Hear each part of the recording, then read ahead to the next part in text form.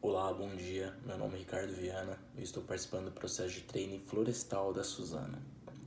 Uma experiência positiva que possa me alavancar e fazer eu me destacar e ser a diferença dentro da Suzano é a experiência que estou tendo atualmente dentro da empresa Telefônica Vivo, na qual estou participando de uma protocolação ambiental referente à construção de dutos, na qual a coordenação pediu a minha ajuda, pois eu sou um graduando em engenharia ambiental pela USP e esse processo anteriormente era realizado pelas contratadas.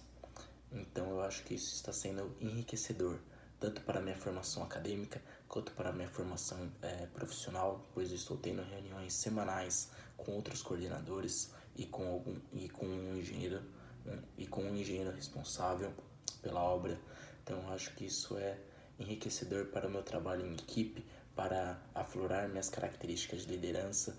Então essa experiência atualmente acho que está sendo positiva, grandemente positiva na verdade, para o enriquecimento profissional e que eu acredito que seja excelente para minha formação de trainee dentro da Suzano, para que eu possa realizar a diferença como um engenheiro ambiental, ajudar nos processos de sustentabilidade dessa grande empresa. Muito obrigado.